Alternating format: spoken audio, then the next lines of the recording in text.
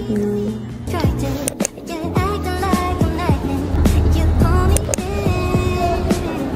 Nasa labas naman kami. Guys,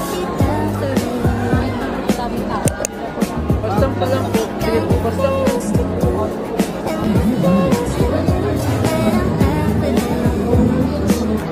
hi guys, update. These are like 3 books.